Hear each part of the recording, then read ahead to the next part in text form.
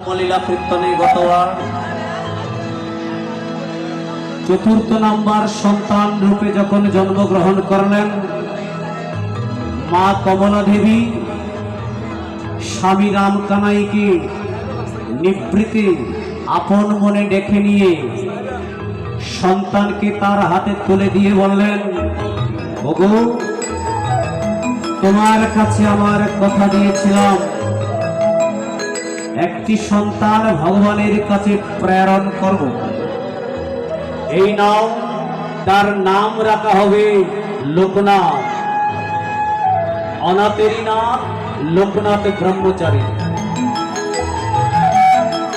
এবার ধীরে ধীরে আমার পরমারাধ্য লোকনাথ বাবাজি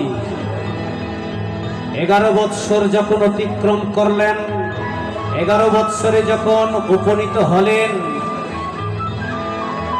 রামকানাই গোসালের টেনশন বেড়ে গেল। বাবা, এই সন্তানকে তো আর ঘরে রাখা যাবে না, এই সন্তান আমার মানস পুত্র, ভগবানকে দিয়ে দিতে হবে। তো ভগবানের কাছে উৎসর্গ করতে হলে আগে অধিবাস করতে হয়। বাবা, বেণীমাধবের বাবাও তার সন্তানকে নিয়ে অনেক টেনশনে ছিল।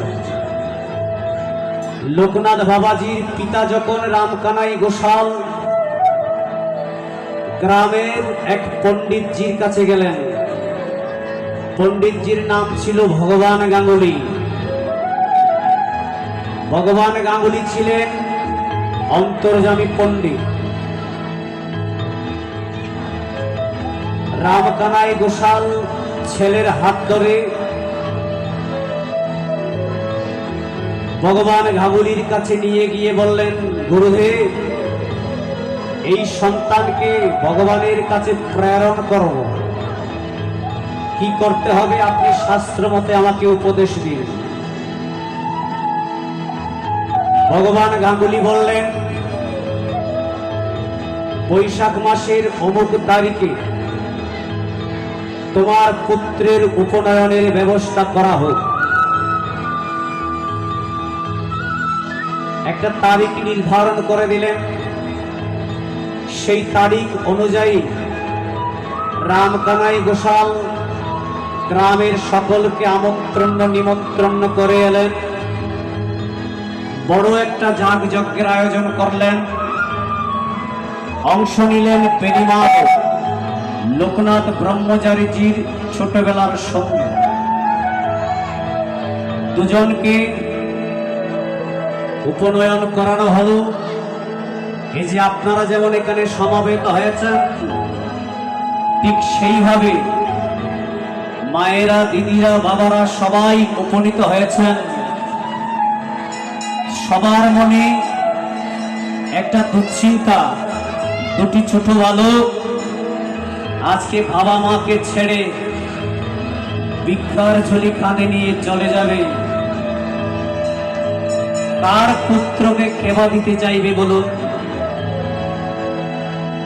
দুটি পুত্র আজকে সন্ন্যাস ধর্ম গ্রহণ করে চলে যাবে। যখন বেণীমাধব ভিক্ষার ঝুলি কাঁধে তুলে দিলেন, যাগযজ্ঞ সমাপন হলো, মস্তক মুন্ডন করা হলো। বেণীমাধব যখন ভিক্ষার ঝুলি কাঁধে তুলে দিলেন, এবার লোকনাথ বাবাজিকে এবং বেণীমাধবকে ভগবান গাঙ্গুলি যখন ভিক্ষার ঝুলি তুলে দিলেন, বললেন, তোমরা দুজনে